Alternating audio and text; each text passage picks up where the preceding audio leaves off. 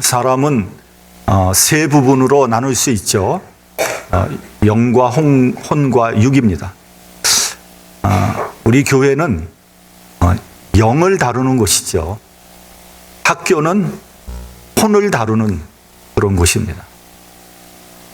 육은 여러분들이 운동을 하면 육신 강건해지는 거죠.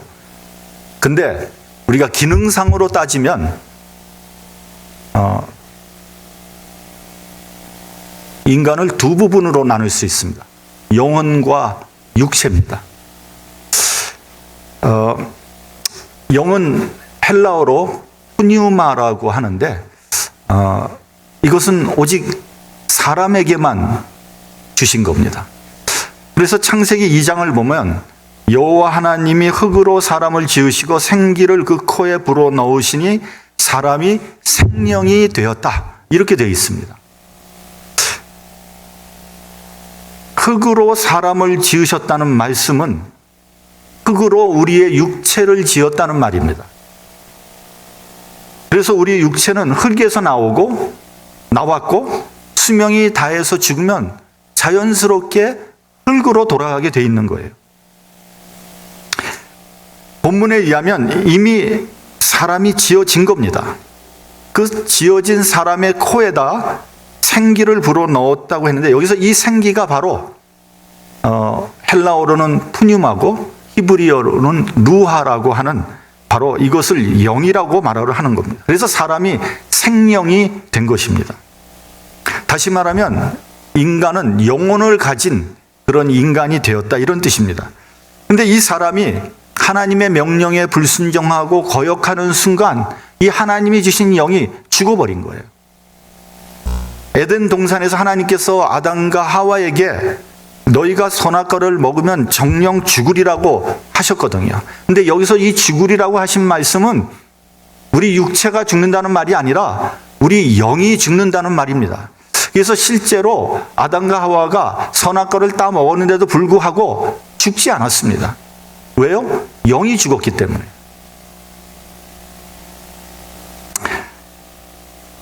이 영이 죽은 인간은요, 육체에 속해서 육체의 요구대로 살아가게 되는 거예요. 창세기 6장 3절을 보면 여호와께서 가라사대 나의 신이 영원히 사람과 함께하지 아니하리니 이는 그들이 육체가 됨이라 이렇게 되어 있습니다. 그래서 영이 죽은 인간은 육체만 남게 되었고요, 영적인 존재인 하나님과 소통할 수 없게 돼버린 거예요. 그래서 많은 사람들이 하나님이 어딨냐? 하나님을 보여줘. 이렇게 얘기를 하는 거예요. 왜요? 소통할 수 없으니까. 또한 인간은 하나님과의 관계가 끊어졌기 때문에 소망이 없게 된 것입니다. 그러므로 모든 인간은 소망이 없어요. 모든 것이 헛되고 헛될 뿐입니다.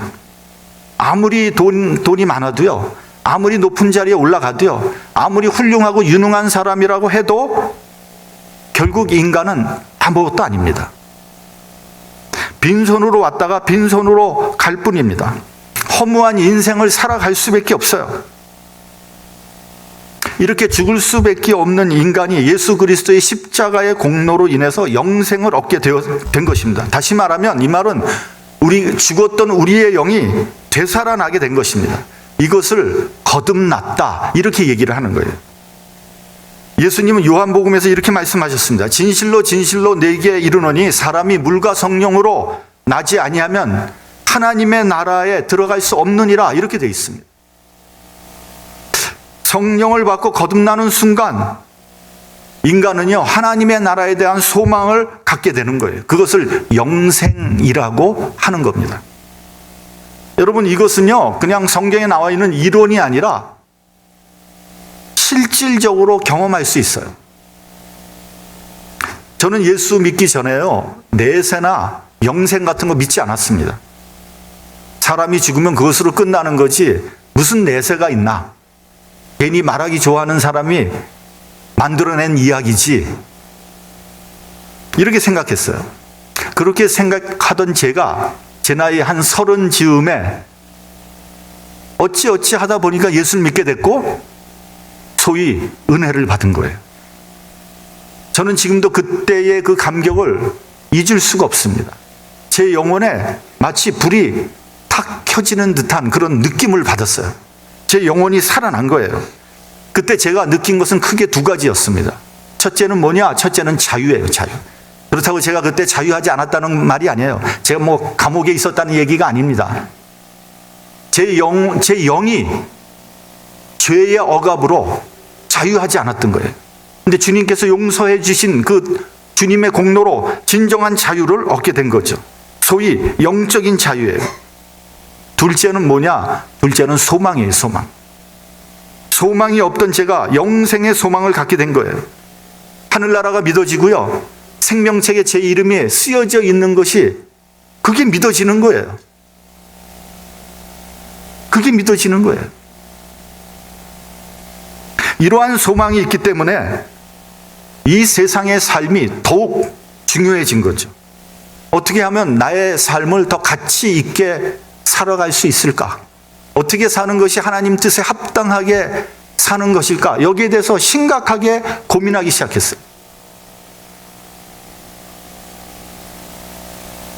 여러분, 그렇지 않습니까? 이 세상, 우리의 삶이 이 세상으로 끝난다면 뭐 그냥 생각나는 대로 뭐 원하는 대로 살다 죽으면 그로 끝나는 거 아니에요? 아니, 뭐 내세가 없다면 뭐하러 뭐 복잡하게 살겠어요? 쉽게 살지.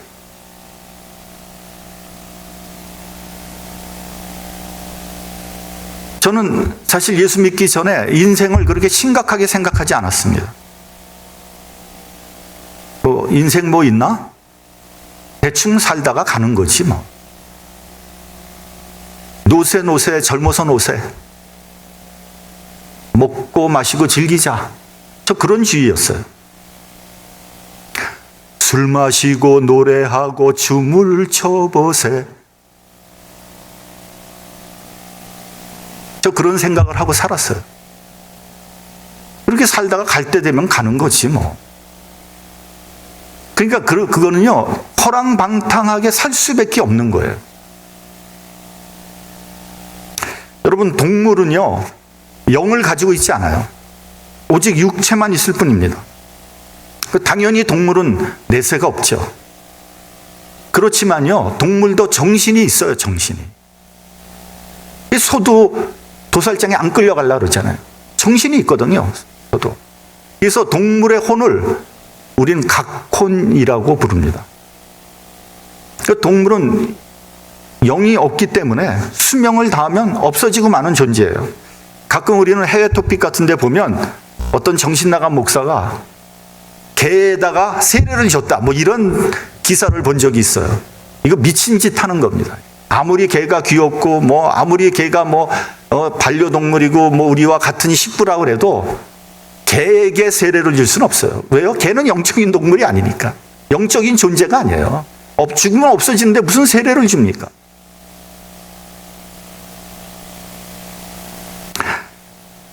오늘 본문 1절을 보면 육신에 속한 자라는 말씀이 나와요. 이건 세속적인 인간을 의미하는 거예요.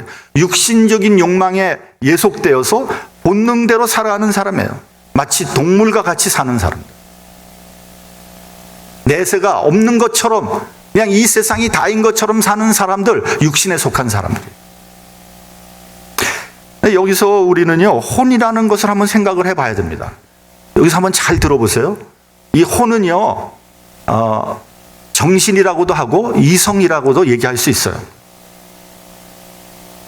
근데 여러분, 이 정신이나 이성은요, 홀로 존재할 수 없어요. 이것은 반드시 영과 육과 같이 존재하는 거예요. 그래서 우리가 보통 영혼 이렇게 얘기하는 거예요. 그리고 육체도 정신이 있잖아요. 동물과 같이. 이게 두 개가 같이 움직이는 거지, 정신이나 뭐 이성이 홀로 이렇게 홀로 이렇게 남아있는 게 없어요. 우리가 보통 건전한 정신에 건전한 육체 이렇게 얘기합니다. 근데 이 얘기를 잘 들어보면요, 마치 우리의 정신이 우리의 육체를 이렇게 주관하는 것 같아요. 예? 정신이 올바르면 우리의 육체도 건강해지고 올바르다.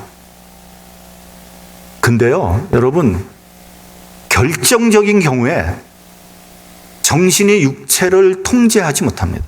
오히려 육체의 본능, 이 세상적인 소욕이 우리의 정신을 지배합니다. 무슨 말인지 아시겠죠?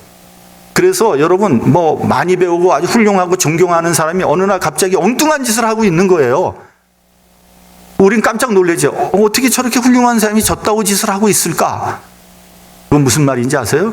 그의 육체의 본능이 그 사람의 정신을 지배해버린 거예요. 몇 년 전인가 제주도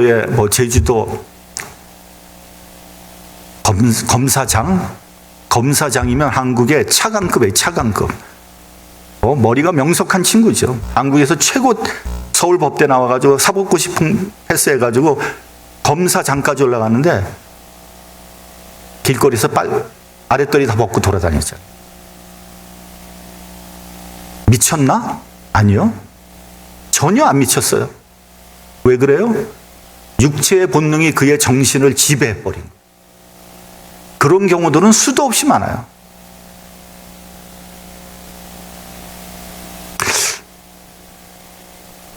뭐 다 그렇다고 말할 수는 없지만 통계적으로 보면 동성애자들이요 학력 수준이 높습니다.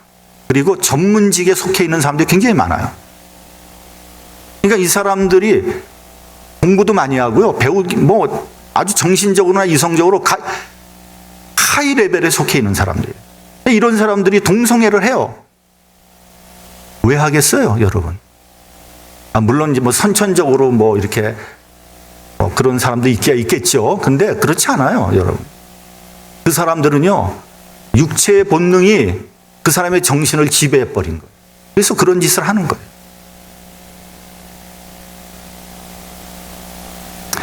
영이 정신을 지배하면 정신을 통해서 하나님을 알고요, 아름다움을 추구하게 되지만 육체에 의해서 정신이 지배당하면 정신이 병들고요, 하나님을 부인하고요, 거짓말하고 못된 짓 하게 되는 거예요. 그러므로 여러분 정신이 대단한 것 같지만 정신은 주체적인 기능을 하는 것이 아니라 종속적인 기능에 머물러 있는 거예요. 이 본문 3절을 한번 같이 봉독하겠습니다. 본문 3절 시작. 너희가 아직도 육신에 속한 자로다. 너희 가운데 시기와 분쟁이 있으니 어찌 육신에 속하여 사람을 따라 행함이 아니리요. 육신에 속한 자라 그랬습니다. 그리고 이제 1절에 보면 육신에 속한 자는 곧 어린아이 같다 이렇게 돼 있어요. 여러분 어린아이 특징이 뭐예요? 첫째는 유치해요. 유치해. 그래서 젖이나 먹고 밥을 먹지 못한다고 이렇게 얘기를 했습니다. 그러니까 어린아이는요 생각하는 게 유치하고요 이해하는 게 유치해요. 그래서 이제 설교를 하면 그 설교 속에 들어가 있는 그 가장 중요한 메시지를 이해하지 못합니다. 그래서 이제 목사는 그걸 이해시키기 위해서 예화를 이제 막 쓰는 거죠.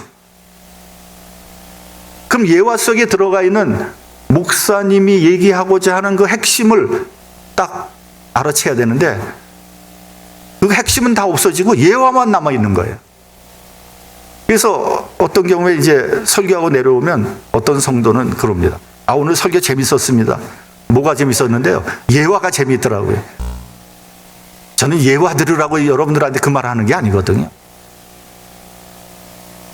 그러니까 이제 주객이 전도된 거예요. 여러분 설교는요 이야기가 아니에요. 영적인 메시지거든요. 그 메시지를 받아야 된다. 어떤 목사님은 뭐 코미디언 못지않게 웃기는 목사가 있어요. 이 청중들이 설교의 내용은 하나도 다 기억 못하고요. 그냥 재밌는 얘기만 기억하는 거예요. 영적으로 어린아이와 같은 수준이다. 이렇게 얘기할 수 있습니다. 또 어떤 사람은요. 설교만 하면 오해하고 또 시험에 드는 사람이 있어요. 물론 뭐 어떤 목사님은 자기의 메시지를 가지고 다른 사람을 비판하는 데 쓰는 그런 경우도 뭐 있기는 있어요. 예. 근데 제가 아는 제 주위의 목사님들은 그런 목사님들은 없더라고요. 여러분, 내가 우리 교회의 주인공이라는 그런 착각을 해서는 안 됩니다. 목사가 여러분이 뭔데 여러분 한 사람을 두고 설교를 하겠어요? 그건 착각이고 과대망상이에요.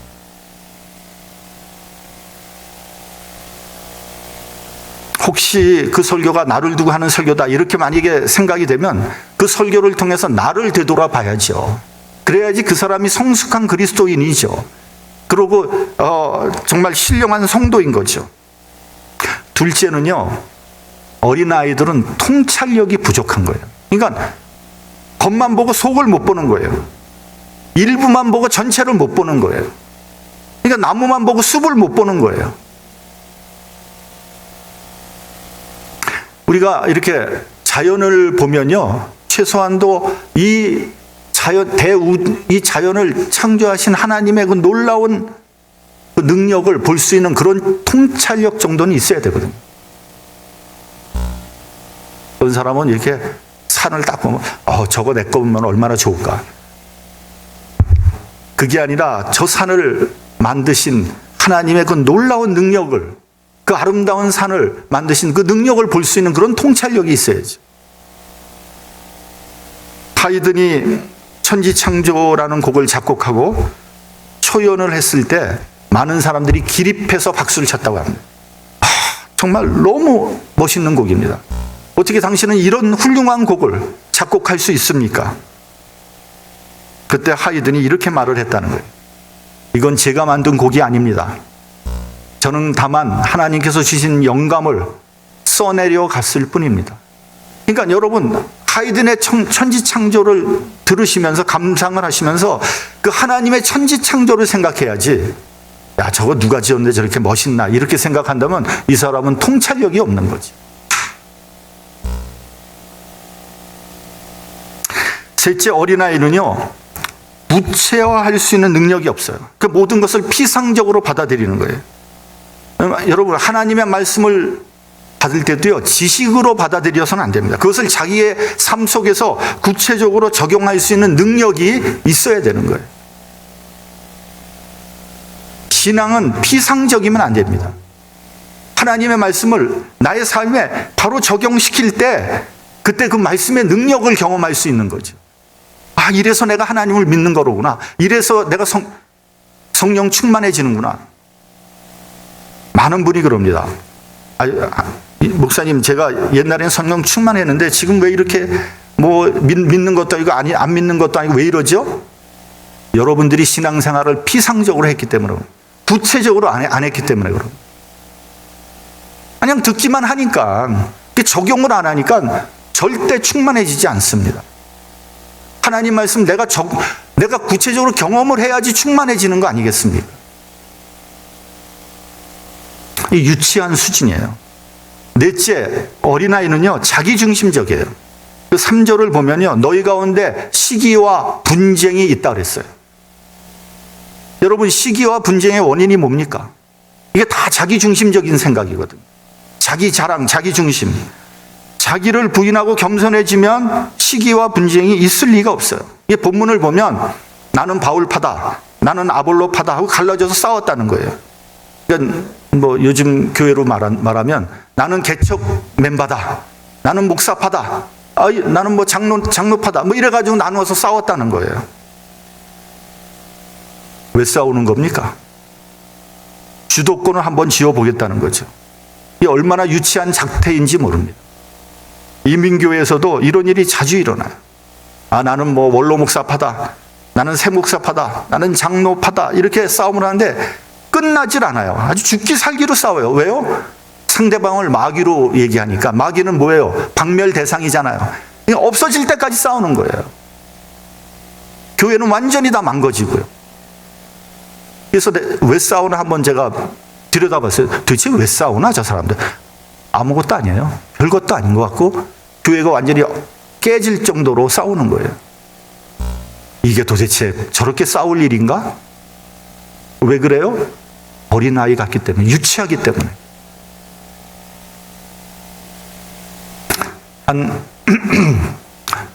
한 12, 13년 전에 저희 교회에서 이런 일이 있었습니다. 정교인 성경 퀴즈 대회를 했었어요.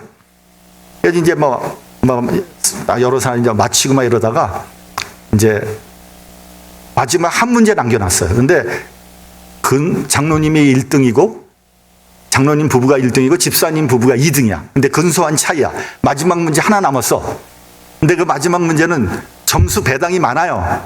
그러니까 이 마지막 문제를 맞히면 순위가 역전될 수 있어요. 근데 불행히도 마지막 문제를 집사님 부부가 맞췄어. 그래가지고 1등이 집사님 부부, 2등이 장로님 부부가 됐어요. 그 다음 주일날 장로님 부부가 안 나와.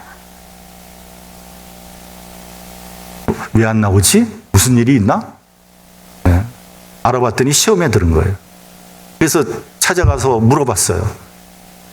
아니, 왜 시험에 드셨어요? 하도 이해가 되질 않았어요. 그랬더니요, 그 장로님 부부가 뭐라 그러냐면요. 왜 마지막 문제를 점수를 배당을 많이 했냐는 거예요. 그거 다 이미 다 얘기했잖아요. 마지막 문제가 제일 점수 배당이 많다고. 그래도 마지막 문제를 그렇게 자기가 1등을 놓쳤다는 거예요. 여러분, 이게 말이 되는 얘기입니까, 이게? 그러니까 이건 국민학교 수준도 아니고 유치원 수준. 그래서 그 이후에 성경 퀴즈 대회를 없애버렸잖아요. 에이, 성경 알아서 뭐하냐? 이래가지고. 한심한 수준이죠, 한심한 수준. 아니, 여러분, 이게 웃을 일이 아니에요. 웃을 일이 아니에요, 이게. 저는 아주 좀 극단적인 예를 들었지만, 진짜 말도 안 되는 유치한 거 갖고 시기하고 질투하고 싸우거든요. 교회에서. 근데 왜 그러냐? 자기중심적이래서. 자기중심적.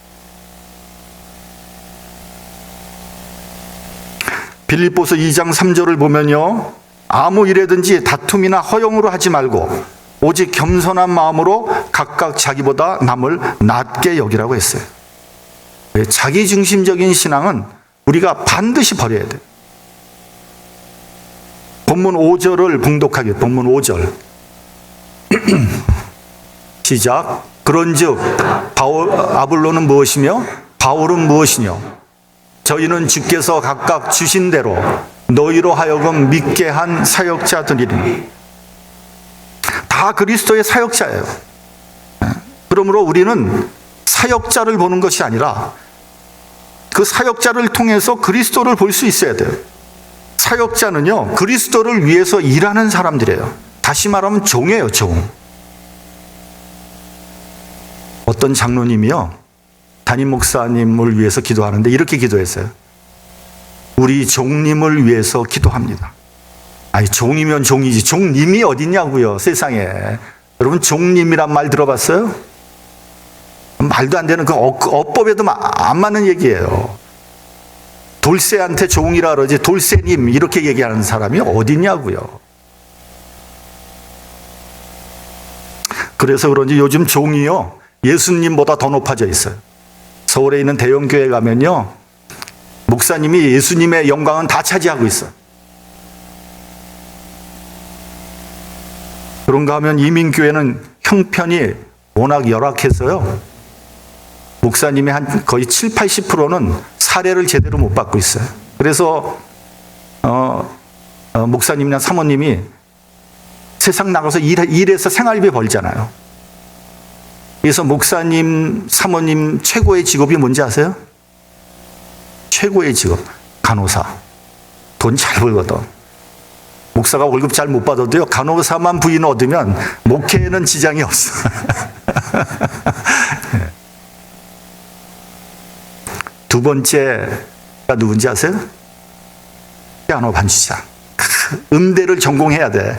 그래 나가서 레슨하면 돈 벌잖아요. 근데 제 처는 아무것도 못해. 저의 포인트는 바로 여기에 있어요. 아무것도 못해. 지장이 많아요, 아주.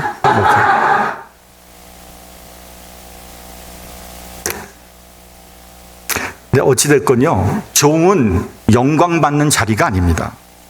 누가복음을 보면 종이 열심히 일을 했다고 해서 와서 앉아서 뭐 먹으라 그렇게 하겠느냐? 명한대로 하였다고 종에게 살해하겠느냐? 이렇게 말씀하십니다. 그냥 종은요, 주인을 위해서 일할 뿐이에요. 그렇기 때문에 뭐 목사파, 장로파 이렇게 나뉘는 건 말이 안 되는 얘기예요. 더 나가서 주께서 각각 주신 대로라고 말씀합니다. 주께서 각각 주신 것이 있어요. 그걸 구약 성경에 보면 분깃이라고 말씀하고 있어요. 저는 이 분깃이라는 말씀이 너무 좋아요. 하나님께서 나에게 주신 분깃이 있어요. 이건 오직 나에게만 있는 거예요. 나는 이 나의 분깃을 가지고 살아가는 거예요. 남의 것 부러워할 것도 없고요. 남의 눈치 볼 것도 없어요. 내가 열심히 해서 내가 먹고 사는 거예요. 하나님이 주신 나의 사역을 내가 하는 거예요. 뭐 남의 사역, 저거 하고 싶은데, 아니, 그거 당신의 분깃 아니야. 내 분깃은 이거예요. 그 분깃에 만족하며 사는 사람이 행복한 사람이에요. 구약 성경 열왕기상을 보면요, 아합 왕과 이세벨 왕비의 이야기가 나옵니다. 이 아합 왕이요, 나봇이라는 사람이 소유하고 있는 포도원을 너무 갖고 싶어 하는 거예요. 그래서 뭐 돈을 많이 주겠다, 나한테 팔아라. 뭐 아무리 그래도 나봇이 안 팔아요. 이건 내 조상 대대로 얻은 내 분깃인데 내가 왜 팝니까? 왕이 아무리 갖고 싶어도 이스라엘에서 어느 사람의 분깃을 뺏을 수 없어요. 아무리 왕이 힘이 있어도. 그래서 어떻게 합니까? 그 이세벨이 이제 계교를 꾸며가지고 모함을 하잖아요. 나봇을 모함합니다. 그래서 나봇이 왕과 하나님을 저주했다. 그리고 증인을 두 사람 사가지고 붙이는 거예요. 꼼짝없이 걸렸어요. 그래가지고 돌에 맞아 죽잖아요. 그리고 이 아합이 그 포도원을 차지하고 맙니다. 이 사건이 있은 후에 하나님의 말씀이 엘리야에게 임하셨습니다. 나봇이 죽은 바로 그곳에서 개들이 너의 피를 핥을 것이다. 과연 아합은 그 나봇의 포도원에서 죽었고요. 거기서 피를 흘렸고요. 그 피를 개가 핥았어요. 여러분, 이건 굉장히 이건 무시무시한 얘기입니다. 여러분, 남의 분깃에 괜히 시기하고 질투하고 그거 가지려고 하지 마세요. 여러분의 분깃은 여러분이 하나님께서 여러분에게 주셨어요. 요새 보니까 한국에서 보니까 뭐 그 건물주하고 세입자하고 관계가 뭐 복잡해요. 그래서 세입자가 돌아서 장사가 잘 되면 조금 있다가 건물주가 내쫓아 버려요. 그리고 자기가 해. 그건 뭡니까? 그게 남의 분깃 뺏어 버리는 거. 그 사람의 피를 개가 핥을 거예요. 이건 제 얘기가 아니에요. 이건 하나님의 말씀이에요.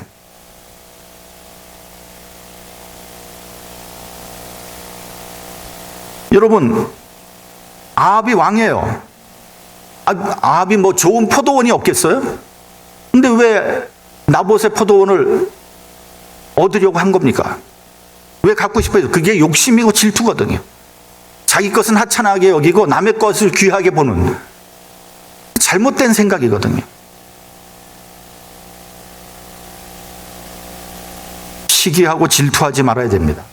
여러분, 우리나라 옛말에 곰도 구르는 재주가 있다는 말이 있어요. 미련해 보여도요, 미련해 보여도 다 자기 나름대로 먹고 살 재주가 있는 거예요. 그런 말 있잖아요. 또 자기 먹을 것은 자기가 갖고 나온다. 그래서 여러분, 나는 왜 이렇게 가난할까? 나는 왜 이 모양 이 꼴로 태어난 것일까? 내 부모는 왜 저럴까? 나는 왜 명석하지 못할까? 나는 왜 이렇게 키가 작게 태어났을까? 그렇게 따지면요, 한도 끝도 없어요. 여러분, 이 세상에 컴플렉스 없는 사람은 단 한 사람도 없습니다. 작으면 작은 대로 매력이 있잖아요. 저는 젊었을 때 작은 여자만 눈에 보이더라고요. 큰 여자는 여자가 저렇게 키가 커. 뭐 했어? 근데 요즘에 바뀌었어.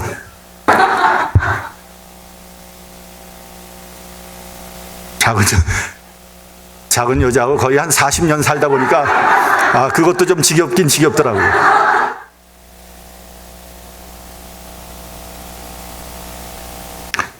여러분, 나의 분깃에 만족하고 최선을 다할 때 행복한 거예요. 여러분, 우리의 삶을 좀 질적으로 사시기 바랍니다. 질적으로. 너무 양적으로 살려고 하지 마세요. 요즘에는요, 세상에 뭐 보면 뭐 많으면 크고, 뭐 많으면 좋고, 크면 좋고, 뭐 높으면 좋고, 뭐, 아니, 무조건 다 그냥 욕심 사납게 다 큰 것만 좋아해요. 그래서 돈도 많아야 되고, 뭐 집도 커야 되고. 어떤 부부는요, 부부 둘이 사는데 화장실이 5개래. 미친 거 아니에요? 좀 약간 미친 거죠, 그게. 정신 없는 거예요.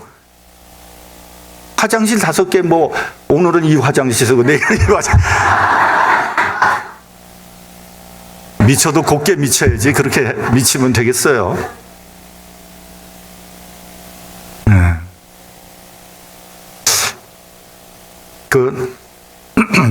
여러분, 하나님은 그렇게 평가하지 않아요. 하나님은요, 질적으로 따지는 분이에요. 달란트 비유에서도 각자에 맞는 달란트를 주신 거예요. 여러분, 달란트가 많다고 해서 좋은 게 아니에요. 그게 반드시 좋은 게 아니에요. 우리나라 속담에 뭐, 재주 많은 놈이 뭐 한다? 굶어 죽는다? 뭐 그런 얘기 있잖아요. 나에게 맞는 달란트를 내가 잘 쓰면 되는 거 아니에요. 그렇죠? 활용점정이라는 말이 있죠. 용을 이렇게 그리는데, 눈동자를 안 그린 거예요. 눈동자를. 그래서 물어봤어요, 화가한테. 아니, 왜 용을 그리는데 눈동자를 왜 안 그렸습니까? 그랬더니 화가가 하는 말이, 눈동자를 그리면 용이 승천을 합니다. 이렇게 얘기하는 거예요. 그러니까 여러분, 용 그림 중에 제일 중요한 게 뭐예요, 그러면? 눈동자네, 눈동자. 여러분, 용을 아무리 멋있게 잘 그렸어요. 눈동자 안 그리면 그 무슨 소용이 있냐고요. 중요한 일을 하도록 하세요. 여러분, 하나님께서 여러분에게 허락하신 그 일을 성실하게 처리할 때, 그게 바로 활용점정이라고 얘기할 수 있는 거죠. 마지막으로 6절을 봉독하기, 6절. 본문 6절, 자, 시작. 나는 심었고 아볼로는 물을 주었으되 오직 하나님은 자라나게 하셨나니. 바울은 심었어요. 아볼로는 물을 줬습니다. 자라나게 하시는 분은 하나님이에요. 물 주는 사람이 있고요. 심는 사람이 있고, 물 주는 사람이 있고, 뭐, 김 매는 사람이 있고, 가꾸는 사람이 있고, 추수하는 사람이 있고, 그 추수하는 것을 먹는 사람이 있는 거죠. 그게 다 필요한 거예요. 각자가 하는 일이 따로 있는 거예요. 그 하나라도 소홀히 하면 전체가 망가지는 거예요. 그러나 진짜 중요한 건 뭐냐? 자라나게 하시는 분이에요. 이 말은 무슨 말이냐면 생명의 주인은 하나님이라는 거예요. 교육관을 지을 때도 마찬가지였습니다. 땅을 파고 기초공사를 하죠. 상하수도 공사를 합니다. 또 기둥을 세우고 벽을 세워요. 벽돌을 세웁니다. 지붕을 덮고 인테리어 공사하고 뭐 전기 공사하고 히딩 에어컨 뭐 화장실 공사 뭐 카펫 깔고 페인트 수많은 공정이 있는 거예요. 그러니까 업자들이 그냥 자기 거 와가지고 자기 거 하고 자기 시간 되면 자기 거 하고 그냥 돌아가요. 그렇게 하나하나 해 가다 보면은 어느새 건물이 탁 완성이 되는 거예요. 우리가 보기에는 겉만 보고 건물 잘 지었다 이렇게 얘기하지만 이런 모든 공정이 정확하게 딱딱 들어가 맞아야지 건물이 완성되는 거예요. 여러분은 잘 모르시지만 우리 교육관 기초공사를 할 때 기초공사가 조금 그 위치가 조금 틀렸어요. 다 다시 뜯어내고 다시 했잖아요. 그 벽돌 싸는데 제가 보기엔 뭐 벽돌 괜찮은 것 같은데 강상원 집사가 이거 저 설계대로 안 했어요. 이거 다시 뜯으세요. 그 아깝게 다 쌓은 벽돌 그냥 다 뜯었어요. 여러분, 우리 모두는 하나님의 큰 뜻을 이루기 위해서 각자 맡은 일을 감당하는 거예요. 내가 하나 소홀히 하면요, 하나님의 뜻이 지연될 수도 있고요, 중단될 수도 있는 거예요. 각자가 하는 사역에서 중요하고 하찮은 것은 없어요. 다 중요해요. 심는 자나 물 주는 자나 다 일반입니다. 우리는 각자 자기의 일한 대로 상을 받을 거예요. 이것이 바로 충성이에요. 내가 맡은 거, 내가 받은 달란트, 내가 성실히 하는 거, 이게 충성이에요. 충성이요, 내가 교회 일 내가 다 하겠다, 이게 충성이 아니에요. 나에게 맡겨진 일을 충실하게 할 때 하나님의 큰 뜻이 이루어지고요. 하나님께서 영광 받으십니다. 오직 감사하는 마음으로, 기쁜 마음으로, 자원하는 마음으로 자기의 일을 할 때 하나님의 놀라운 역사가 이루어지고요. 하나님께서 영광 받으실 것입니다. 하나님께 영광을 돌리는 저와 여러분이 되시기를 주님의 이름으로 축원합니다. 기도하겠습니다.